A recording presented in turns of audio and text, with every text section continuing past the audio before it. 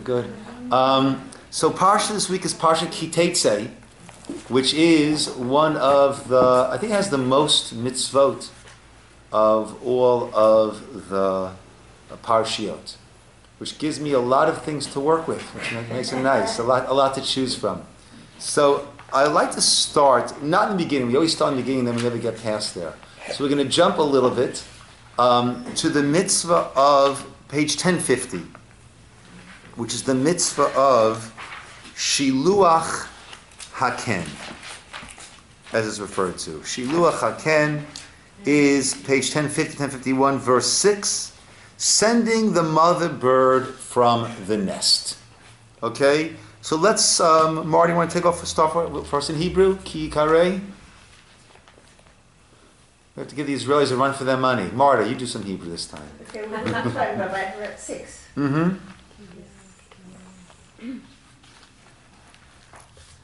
Page 1050. Yeah, exactly. Ki karei kach tzipur lifnecha b'derech b'chol etz o al haaretz efrochim o beitzim v'hahem rovetzet al haefrochim o al habeitzim lo tikach haem al habanim. One more. Tishlach et haem ve'et habanim tikach lecha lema'an yitav lecha veha what's that? Ha'arachta yamim. Beautiful. Now in English, one of the Israelis, I'm kidding. Now in English, we're going to mix it up. Now in English, somebody? If a bird's nest happens to be before you on the road, on any tree or on the ground, young birds or eggs, and the mother is roosting on the young birds or the eggs, you shall not take the mother with the young. You shall surely send away the mother and take the young for yourself, so that it will be good for you and you will prolong your days. Okay. So the mitzvah of Shiluach Haken is you want to take the eggs, you want to take the baby birds. What should you do? Chase away the mother. Don't do it right there in front of the mother. Some explain also, don't take the mother also. In other words, you be taking advantage. A mother's instinct is to hover over. So you're going to use the children as a way of getting the children and also grabbing the mother because she has that maternal instinct. Don't take advantage of that good maternal instinct. Chase away the mother before you take the birds. I have a problem with even taking what's Yeah. under the mother. I think it's unconscionable. I'm sorry? I have a problem with them taking the eggs or the young from Okay. the mother, because I've seen, I've had nests around my house, and if another bird eats the eggs, they're in terrible pain. Okay, so you're learning like the Zohar. We'll come to that soon. Okay, you're in good company, Miri. Okay? Okay, we'll come around to that shortly. Yes, Well, the Ilana. other thing I was thinking, I know with humans there's a bond between mother and baby. I don't know if the same applies to birds, but I think there is a certain maternal instinct. Okay, so we're going to come around to the Zohar and Miri's point, which is an important point. This seems to be a fairly simple mitzvah, right? It doesn't take all that much effort, doesn't take all that much work. It's not an investment of money. And the Torah says for this, what do we say? L'man yitav lach, it'll be good for you, and and it'll prolong your days. There's one other place where the Torah says, if you do this mitzvah, it'll prolong your days and be good for you. Where's that one other place? So look back on page 970, 971. It happens to be the 10 Commandments. Oh, good. Because I learned Don't be bashful, Ilana. From the Thursday Right? night I don't want to hear I was going to say that. I want to hear you say it. Right? class. Yes. The Ten Commandments, page 970. Kabed et avicha, verse 16. Perek Hey, pasuk Teitzay. Kabed et avicha ve'et imecha. Honor your father and your mother. Kasher tzivcha Hashem Elokecha. Like Hashem your God has commanded you. Leman, in order. Yarichun yamecha. You'll have long days. Uleman yitavlach. And it'll be good for you. Al Adaman, the land that Hashem Elokecha is giving to you. So there are two places where the Torah says, for this, it'll be good for you, and you will have long days. Two places where the Torah says it. Kibud av v'eim, honoring parents, and sending away the mother bird. Why these two places? Seems to be very, very disparate, very, very different sort of commandments. Interesting. They're talking about parents in both instances. Okay, interesting point though. Both of them deal with a child-parent connection. So, any ideas out there? On the similarity? Is that what Or why these two, out of all the 613 mitzvot, when it comes to honoring parents and sending away the mother bird before taking the young, that's where the Torah says, long life, good, long life. Linda, what did you want to say? Wasn't there a long time ago you said that our relationship with God is like a father to a child, Yeah. and that we should honor our father, our father God, Okay. and that relationship is similar to other parts of our lives, and so by doing so, by honoring God, it will prolong our lives and give us a Good. life. And why Shiluch HaKen? And why the mother bird? Because why these two? Right? I agree with you. Right? Looking at honoring parents, we could see that is a fundamental concept. I honor parents means I honor those who created me. And therefore I extend that, and I also need to honor God and live my life in a way that honors God. I hear that. But the birds, why the birds? Ilana. Maybe because both are challenging, and like even honoring your parents sometimes is a challenge. Mm-hmm. And then both are for the good of the, separating the bird is so the bird doesn't suffer and see the babies taken away. But it's a hard thing to do too, to separate. And then keep kaberet avicha ve'etimecha. There may be instances you're supposed to honor. Let's just say parents are not good to their children or something, Mm-hmm. and you still have to, just for no reason other than they're your parents. That's the commandment. Okay. Am I right about that? Yeah, They're both okay. hard to do, but you still need to do them. Okay, so there's some that look at it and say honoring parents, that's a tough one. Actually, in the Gemara, I think Rav Yochanan says that I'm fortunate that I lost my parents at a young age, because the responsibility and just, not that he didn't want to honor them, but he felt he would fall short. He would never properly fulfill the obligation of honoring his parents. So he felt thankful that it wasn't put upon him because he felt he couldn't do it. It's difficult. Right? Parents get older, right? It certainly gets difficult. Right? When you're a teenager and your parents are talking to you, it's difficult to honor them. Right? I mean, there are all these different stages. That honoring parents is very difficult, and so some say that honoring parents is one of the most difficult of the commandments. And Shiluach HaKen is one of the easiest of the commandments. So therefore, this is in a way what the Mishnah says in Ethics of the Fathers, in Avot. It says, do not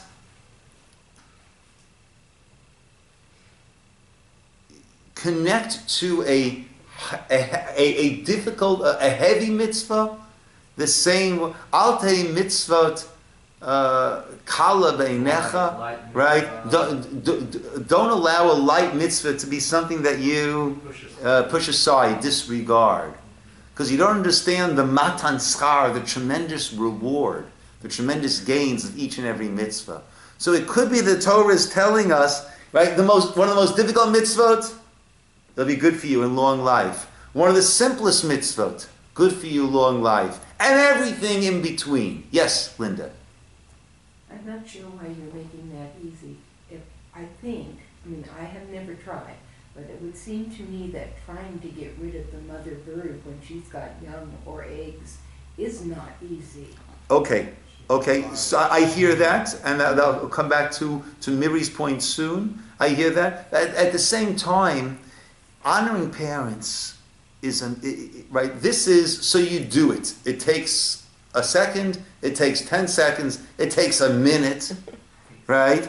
Right? But honoring parents takes a lifetime, right? So one of them is a short episode. Just how short is the episode? Depending on the situation. But it's a short episode as opposed to a lifelong. As long as your parents are alive, and even after parents die, we still honor parents. So it's truly a lifelong obligation that ends up costing a tremendous amount of time and often money and certainly heart, neshama, soul that goes into it. Right? So even though it might take a while, certainly this is a very difficult, challenging, and this is a much more simple one. Now, we could say there are those who explain that chasing away the mother bird is an act of kindness. Mary disagrees. So does the Zohar. We'll soon see. There are those that say it's an act of kindness, right? That the mother shouldn't have to see it, right? Just chase her away and then do it. It shouldn't be done in front of her eyes. In which case, both of these are acts of rachmanut, of kindness. We take care of our parents and we're concerned about the bird. The Zohar says, like Miri wanted to say, actually, this is an act of cruelty. This is an act of cruelty. So why would the Torah command us to do an act of cruelty, or what seems to be cruelty? And the Zohar says something very fascinating.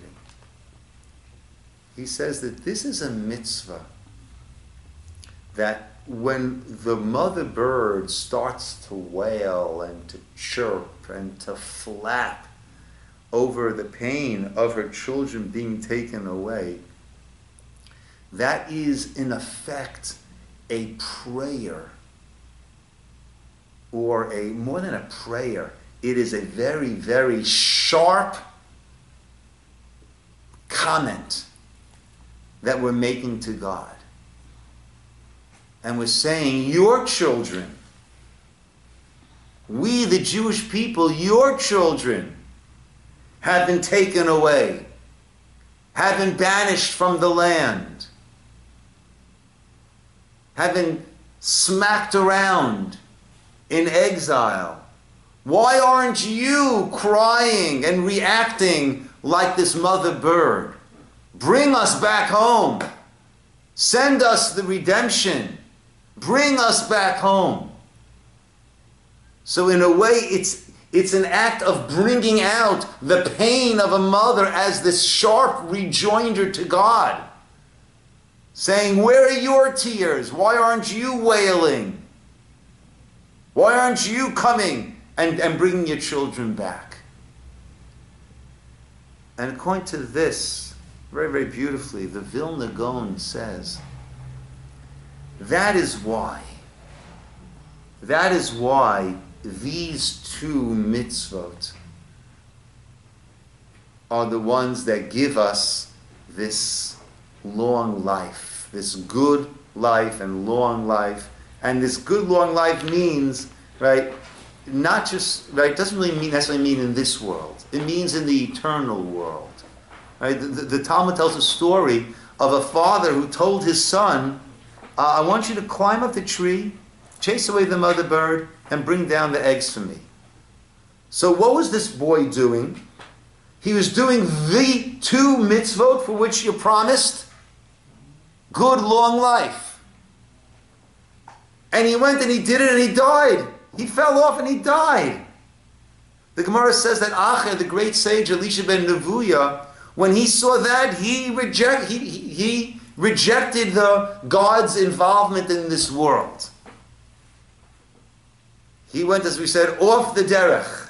He was no longer on the path, on the Torah path when he saw this. The 2 mitzvot that the Torah says you'll have a good long life, he was doing both of them simultaneously and he died. But he didn't understand, the Gemara says, that the good long life is in the world that's all good, where long is all long. That's eternal. But coming back over here, why these 2 mitzvot, honoring parents and chasing away the mother bird, why are these the 2 that will give you this long life? Because they're 2 opposites. One is an act of kindness. The other one is an act of harshness, of stealing oneself. Steeling, of stealing oneself from it. Meaning,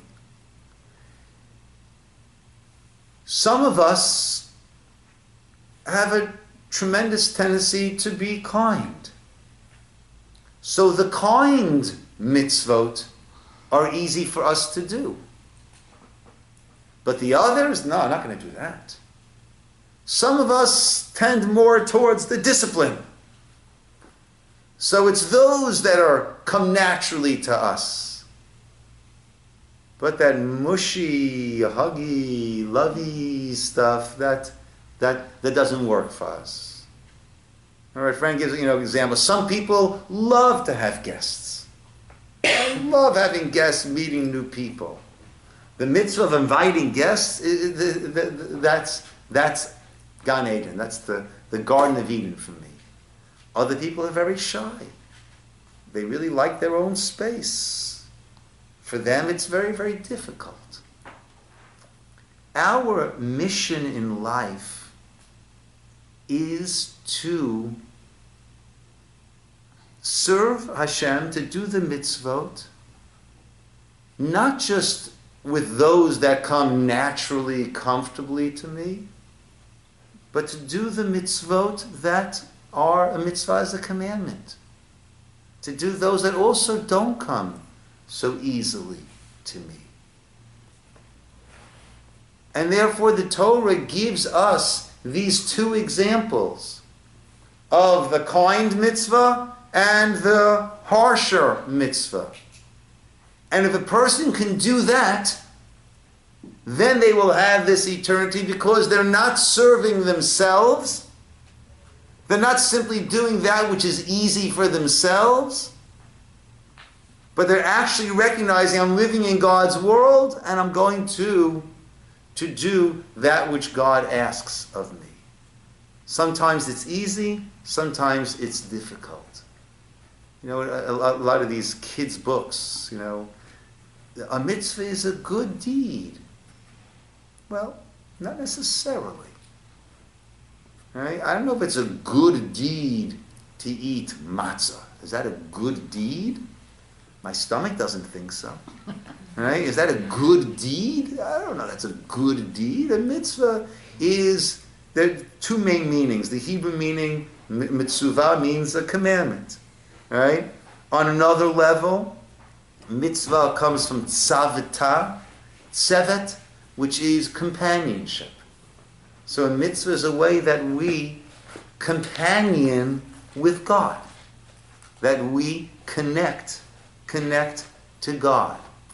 I said this, I may have said this last year, but it's such a beautiful teaching that the word mitzvah, right, is a bit of a strange construct.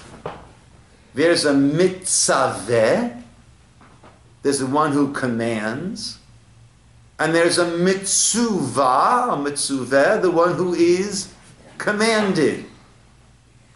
But mitzvah is a strange sort of grammatical construct. Now, in Hebrew, we have a lender. Who is the lender? A malveh lends. A borrower is a loveh who borrows. What is the milva? That's the loan. That's the point where the lender and borrower meet with the loan. That's the flashpoint of the lender and the borrower. So you have a mitzaveh and a mitzuveh, a commander and a commandee. Where do the two meet? At the mitzvah. That's where the two meet.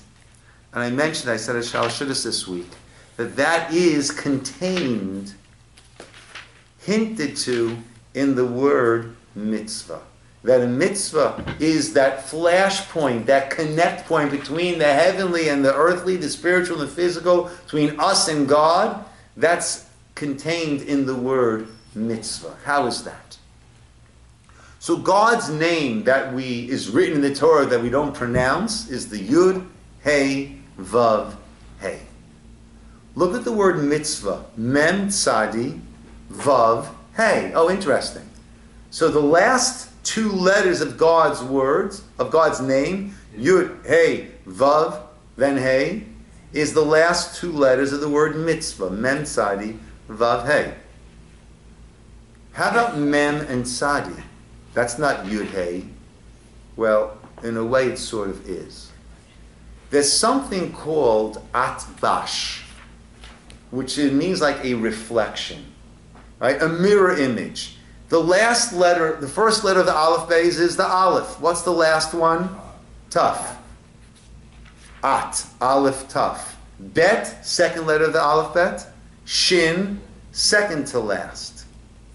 So there's this mirror image of the last to the last, second to the last, second to last, third, fourth, etc., etc., etc. That's like a reflection of that. The mirror image, we'll call it. Let's take the letter Mem. Let's see. Mem, I'm going to the end of the alphabet. See, how far are we? Mem, Nun, Samach, Ayin, Pei, Tzadi, Kuf, Resh, Shin, Taf. Mem is 10 from the end. So what is that? What's its mirror image? 10 from the beginning, which is Yud. Tzadi, Kuf, Resh, Shin, Taf. Tzadi is 5 from the end. What's its mirror image? 5 from the beginning. What's that? Hey. So what do we have? We have the mirror image, the reflection of the Yud Hey, and then you have the Vav Hey. The mitzvah is that flash meeting point between us and God.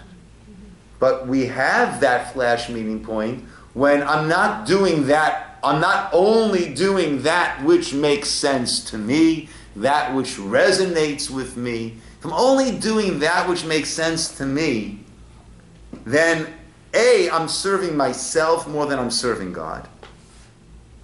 And B, I'm taking God and if I'm believing in a God who's a creator of this universe, and I'm limiting him to my brain size. Whatever makes sense to me, yes. Doesn't make sense to me, then I'm not going to go with that. And I say often, I don't want to serve a God who's as smart as I am. It's not very impressive. Right?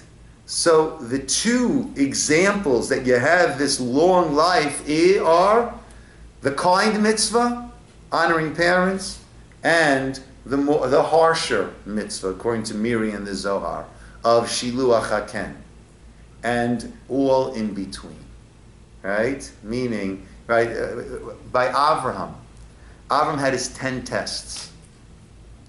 What was his 10th test, the hardest test? The Akedah, the binding of Isaac. What does it say afterwards? Now I know ki yarei Elokim ata. Now I know that you are in awe of God. Meaning, Avram was the epitome of chesed, of kindness. And everything that he did was kindness, kindness, kindness, kindness, kindness. What was the greatest test for him? Opposite. The opposite. Emunah.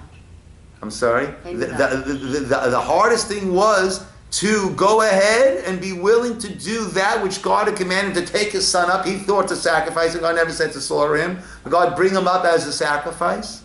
If he's willing to do that, now I know that you are in awe. Meaning that we're not just, colleagues, buddies. You realize that you and your existence is eclipsed by this Creator. That was the greatest test for Avram, to do that which went against what he was, what his natural inclination, or how he had built himself up. One other point before we go to the end of the Parsha. And this is the Baal HaTorah makes an interesting observation. Right, so we're 1050 and 970. Keep both places. So back on 970, what's the order there? Honor your parents. In order you will have long days and it will be good for you. Over here in our Parsha, by sending away the mother bird, what does it say? In order that it will be good for you and have long days. The order is switched. Here it'll be good for you, v'arachta yamim, and you'll have long days. There, you'll have long days, and it'll be good for you. Again, Rabbi Fran brings beautifully from a sefer called Shemen HaTov, a very interesting explanation. By the Kan Sipur, you're chasing away the mother bird. Right? It'll be good for you. When will be good for you? It'll be good for you now. You get the birds, and you're not going to have the mother causing the pain to the mother, not like the Zohar, like the other explanations. Right? And then what will you have? You'll have long days. By honoring the parents, it's difficult. And it keeps going, and it keeps going, and it keeps going. So what does a person need to be told? L'man ya'arichun yamecha. You're going to have long days. Your days will be long. You're going to have long days. You're going to have a long life. And what's going to happen? If you have children, you will like them. Right. And you're going to want to be helped when you're in need of help of your old age. Therefore it says here, honor your parents as God commanded you. L'man ya'arichun yamecha. Right? You'll have long days. You will set the example for your children as to how parents are meant to be treated, tended to, taken care of. L'man yitav lach. And then it'll be good for you. Right? You set that example of how parents are meant to be taken care of, and then, please God, you'll have a good long life, and your children will see that model, and they'll understand that's how we too are supposed to do it. So the orders here are switched. Let's go to the end of the Parsha.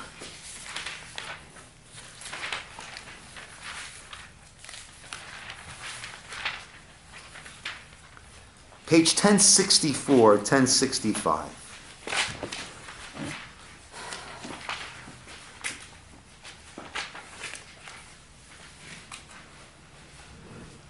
Right? We'll just take it in English. Verse 13. Eileen, you want to take that for us? Sure. You shall not have in your pouch a weight and a weight, a large one and a small one. You shall not have in your house a measure and a measure, a large one and a small one. Right. So either I've got these weights, right? Remember, in Israel you still have this. When you go to the shuk, you go to the marketplace. They'll put on a 2 kilo weight, and then they'll put the fruit on the other side in order to balance it out, right? So I might have a smaller weight. When I'm selling, right, I want to give less, and then I have a bigger weight, right?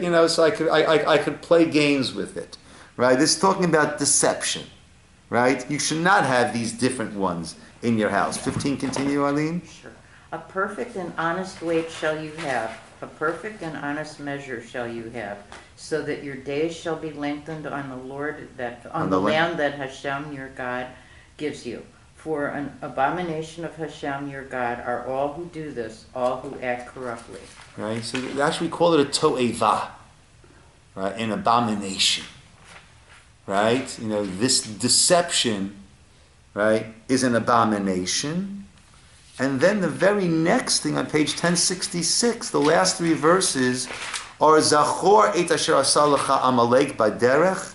Remember that which Amalek did to you baderech on the way, b'tseitchem mi Mitzrayim, as you were leaving Egypt, asher karcha baderech, that he happened upon you on the road, vayizanev b'cha kol necha shalom acharecha, he struck all of those who were the weakest amongst you, v'ata ayef v'yageya, you were faint and exhausted, v'lo yarei Elokim, this Amalek did not fear God, and therefore we have to eradicate this memory of Amalek.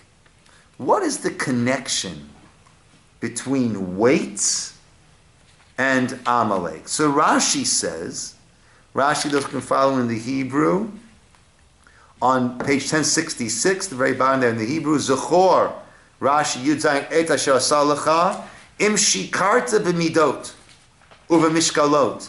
If you're going to be false, deceptive, when it comes to your measures and your weights, then be careful of the enemy. Be careful of Amalek.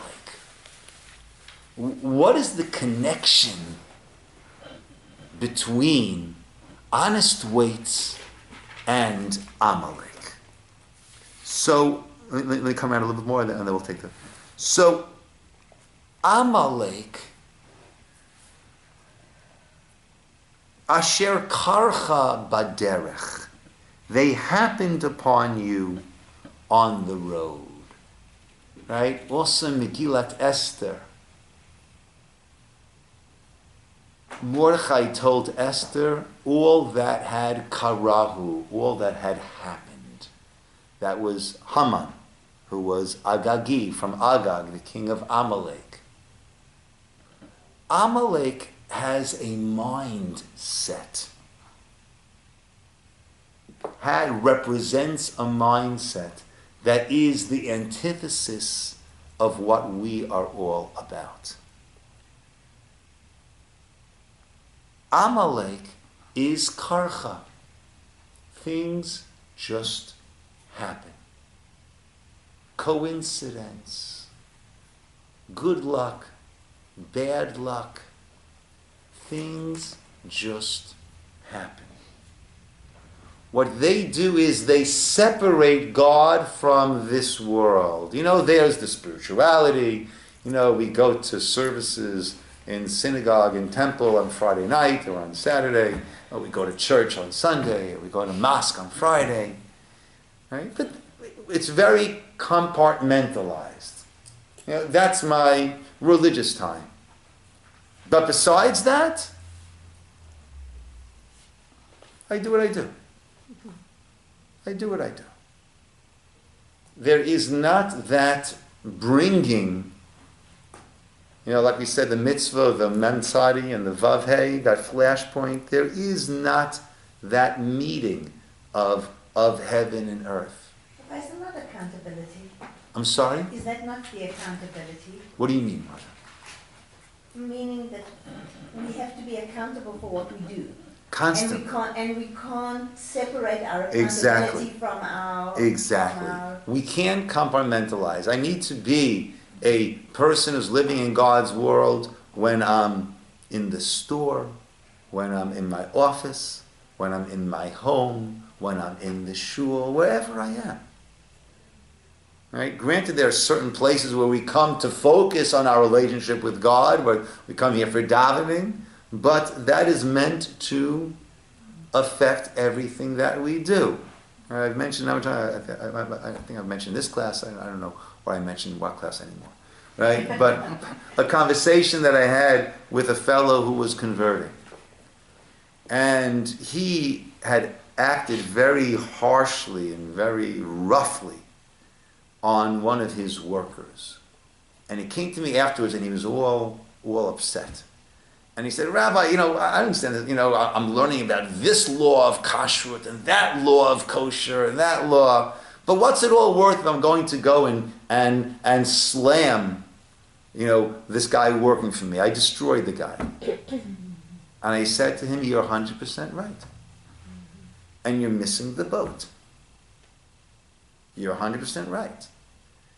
Kashrut, right, means I walk into Wholesome Choice, and when I'm checking to see if there is a kosher certification on something, it means I recognize I'm living in God's world. And God has said, this food for a Jew is harmful spiritually. So I don't want to have that, because I'm living in God's world. Right? You go into someone's house, you follow the house rules. I'm in God's world.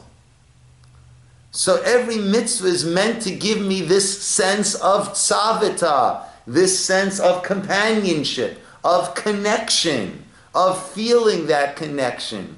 So now, when I'm checking out, if I'm going to elbow someone and cut in front of them in line, I've missed the point. I need to realize that this is a child of God, in the image of God, whether the person is Jewish or not Jewish.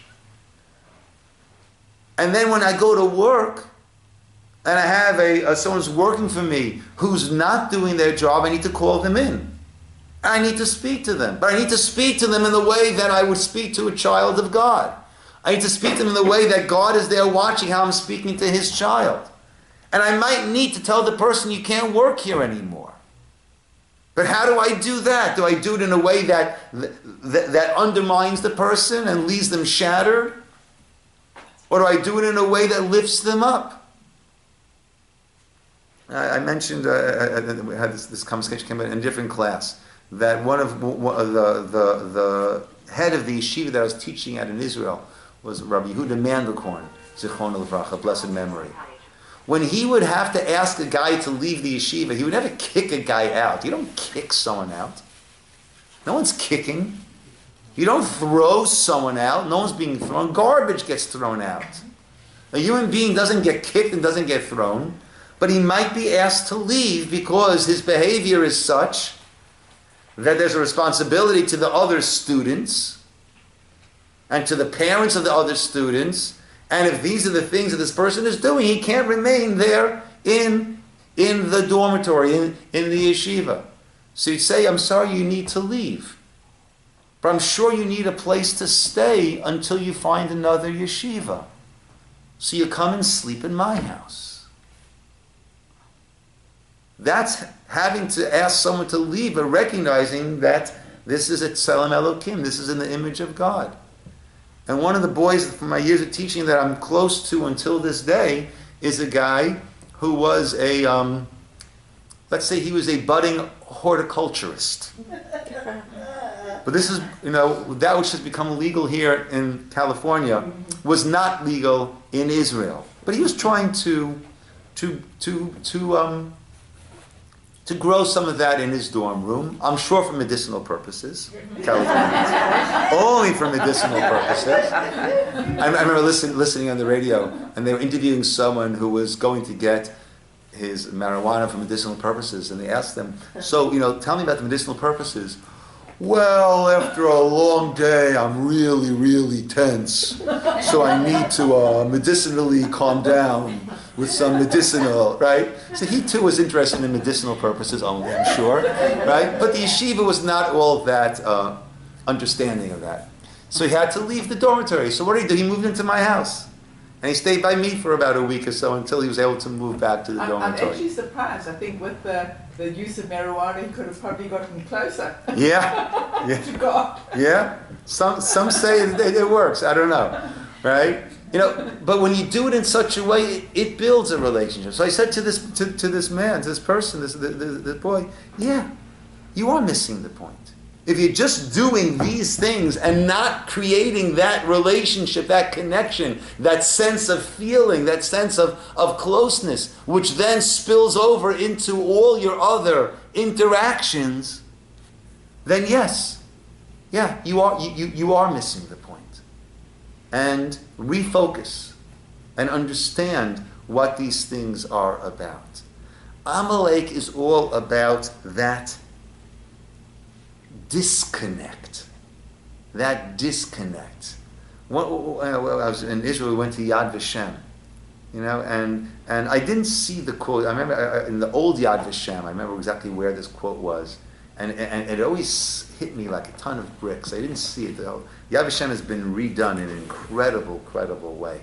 If you haven't been there in the past 10 years, you definitely, in the next trip to Israel, wow, what they've done there is absolutely incredible, overwhelming. But there's a quote from one of the German Yamach Shemo officers. And he's speaking about, it's a challenge. It was a challenge to do his work in the concentration camp during the day, right? And still go home and play with his kids and be a good father as he listens to the beautiful classical music and has dinner. And the Jew, we can't have this. That's Amalek. Amalek is the disconnect, and in our generation, Nazis were Amalek. I mean, there was no clearer Amalek than that. And that is this incredible disconnect. They tell the story of a chair in a certain university who was the chair of the moral and ethics department. And it came out that he was having affairs with many of his students. And they said to him, how can the chair of the morals and ethics department be having affairs with his students? And his response was that the chair of the mathematics department does not need to be a rectangle. Meaning, there's what you teach, and there's what you do. That's a great right? And never the twain shall meet. So that might work in the scholarly world. That does not cut it. That does not cut it in the religious world, right? And the reason why there's such a furor now over the Catholic Church, right, is because more is expected, right? Even though there's the same thing going on in Hollywood and the same thing going on all over, but more is expected of people of the cloth, rightfully so. Right? If a person is representing religion, God, there can't be this disconnect. And not to say that there aren't abuses in the Jewish world also. I'm not just pointing there. I'm saying it's rightfully so that there is greater scrutiny on religious people of all religions. Religious people, period. Because there can't be this disconnect. The false measures are all about a disconnect. I give my charity, and I have my high holiday tickets all set, and I do this, but when it comes to business, what am I doing? I'm shafting this one, I'm shafting that one. So that opens up the door for Amalek. That is the Amalek that gets into us when we have this great disconnect. And it's something that everyone struggles with. Everyone struggles with. The great, I think it was Yochanan ben Nuri, I think that's who it was, that on his deathbed, his students came to him and said, Rebbe, give us a blessing. And the blessing that he gave was your fear of people. Your fear of God should be the same as your fear of people. And they said, what do you mean? Just that? You should fear God a lot more than you fear people. And he said, yeah, right. Right? How many times do we look around and make sure no one's watching before we do something? If we ever look around to make sure no one's watching before we do something, what does that mean? Our fear of man is greater than our fear of God. So he said to them, get real. Don't give me these platitudes, oh, you should fear God more. Let's get real. If only we would fear God as much as we fear people. That's back in the time of the Talmud. Right? That is the challenge. That is the disconnect that we all struggle with, to make sure that we integrate what we believe into what we do, into how we act, what we say, what we think, all of who we are. Yes, Ilan? going to say that I think for a lot of people, it's easier to fear Hashem more than people when they're facing, let's say, their mortality and their suffering. Yeah. Yeah. Yeah, I would agree with that. And also, growing up in South Africa, I always felt the disconnect with that, growing up in an apartheid system. It was an absolute disconnect. Yeah. Mm-hmm. That's why most of us left South Africa. Yeah. But I remember, even as a child, or when everyone went out the country and saw the sort of so-called normalization, and then came back and talk about a disconnect, and then how do you live with that? Because it was so blatantly, it was apartheid, there was no, that was what it was. So, that would come to mind. Yeah. Disconnect. Just 1 second. Now, let me show you one very, very cool thing. We have a couple minutes left. Page 392. At the end of Parshat B'Shalach is the other mention of the episode with Amalek. Let's see the very last